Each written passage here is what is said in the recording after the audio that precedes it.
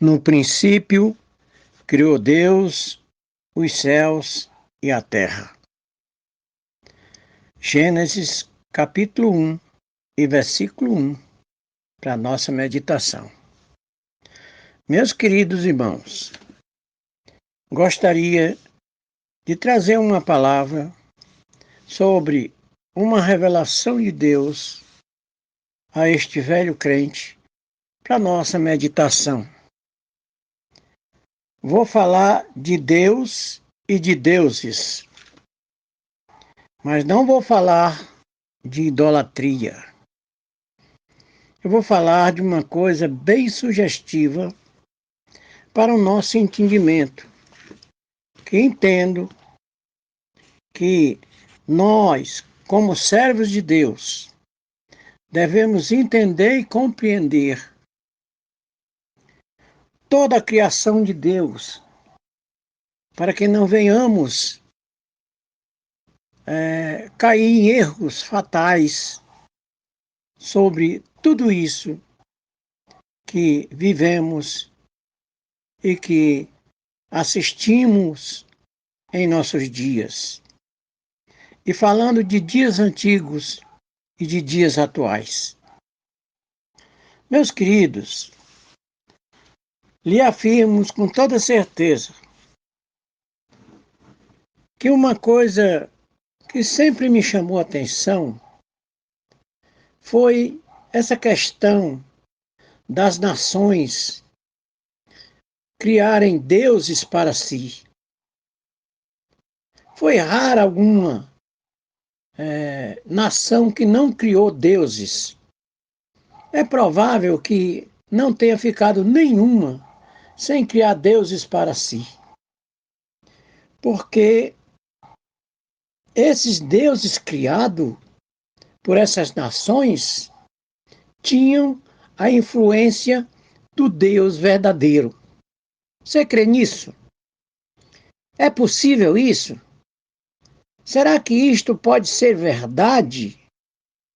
Olhe, outro dia eu debatendo com um cético, ele me dizia que cada nação tinha criado seu Deus.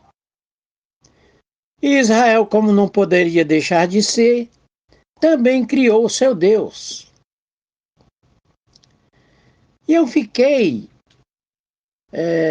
perturbado com essa conversa e com essa colocação desse incrédulo. E eu passei a meditar e passei a perguntar e orar ao Senhor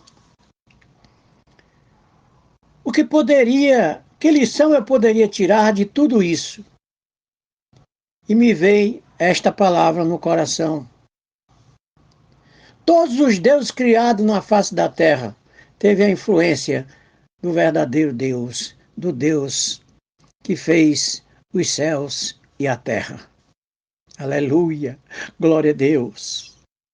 Meus irmãos, é incrível isso, mas é verdade. Olhe, quando Deus criou todas as coisas, Ele teve algumas coisas que Ele terceirizou. Ele criou os céus e a terra. Mas quando foi para criar os peixes, Ele falou com o mar. E o mar criou os peixes. Quando foi para criar animais e árvores, Ele falou com a terra. Quando foi para criar o homem, Ele falou consigo mesmo. Então, nota-se que o homem, criado por Deus, ele vive por Deus. Ele está aí por causa de Deus. E esse Deus que o criou o sustenta. Seja ele criatura, ou seja ele qualquer tipo de pessoa em qualquer lugar na face da terra. Por isso, eles criaram deuses. E eu vou explicar por que eles criaram deuses. Está na Bíblia.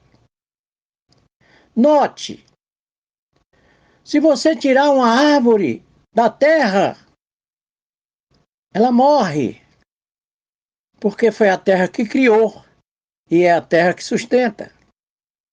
Se você tirar um peixe da água, ele morre, porque foi a água que o criou e é a água que o sustenta.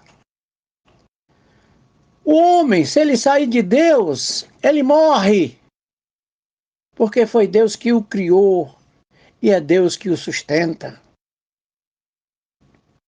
Por que que o Egito criou deuses? Porque eles tinham sede de Deus. Por que os sírios criaram deuses? Porque eles tinham sede de Deus. Porque todas e qualquer nações que criou Deus, é porque eles tinham sede de Deus. É porque eles foram criados por Deus. E eles precisavam de Deus. Mas eles não tinham Deus. Porque Deus não se revelou para nenhum deles. Mas como eles precisavam de Deus, eles criaram seus deuses para que ele pudesse servir de forma sobrenatural, porque Deus é espírito e ele sustenta todos nós através do seu espírito. Pois bem, a gente sabe disso porque Paulo, quando chegou em Areópago, lá em Atenas, está escrito no capítulo 17, versículo 23, que ele se deparou com um altar que estava escrito e que era para o Deus desconhecido. Por que que os atenienses fizeram esse altar para o Deus desconhecido? Porque o nosso Deus não se revelou para eles. Eles o tinham como Deus desconhecido, que o era. Porque o único povo que ele se deu a conhecer foi aos hebreus, foi a sua herança, foi o povo que ele preparou para vir através dessa gente a descendência de seu filho, para que através de seu filho ele pudesse recuperar a raça humana. Então foi preciso Paulo explicar a eles que aquele Deus desconhecido era o Deus que ele servia, era o Deus que fez o mundo, era o Deus que fez todas as coisas, era Deus que criou tudo, era o Deus que era verdadeiro. Aleluia! Então, muitos deles se convenceram e receberam Jesus Cristo como Salvador e se tornaram crentes. Aleluia! Um outro exemplo bem que chama bem a nossa atenção é o caso de Naamã, aquele servo do rei da Assíria. Aquele homem tinha uma lepra incurável. E o rei da Síria, ouvindo falar dos prodígios que Deus fazia em Israel, através do profeta Elias e do profeta Eliseu, mandou ele falar com o rei de Israel, para que o rei de Israel curasse ele da sua lepra. Porque ele não acreditava num Deus sobrenatural, ele acreditava em deuses natural, como o Deus Rimon, que era o Deus deles. E veio Naamã ao encontro do rei de Israel. E o rei de Israel ficou muito doidão, rasgou as suas vestes e disse: sou eu por acaso Deus?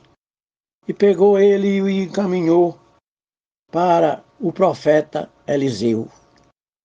E quando ele foi encaminhado para o profeta Eliseu, ele pediu para que o profeta o curasse a sua lepra. E o profeta simplesmente pegou o seu servo Geazi e disse: vai e diz ao servo do rei da Síria que ele mergulhe 7 vezes no rio Jordão e ele será limpo. E ele foi e levou a mensagem do profeta para ele. E aí ele ficou indignado. Ora, será possível um negócio desse, uma água suja dessa? O rio da minha terra tem águas claras e cristalinas, e eu vim mergulhar nesse rio sujo. E aí os seus servos convenceram e disseram: Senhor, se fosse menos alguma coisa demais, mas só mergulhar nessas águas? Mergulha, Senhor, para ver o que vai acontecer. E ele voltou atrás e mergulhou 7 vezes naquelas águas sujas do Rio Jordão. E da 7ª vez, quando ele se levantou, estava purificado, e a sua carne estava como a carne de uma criança.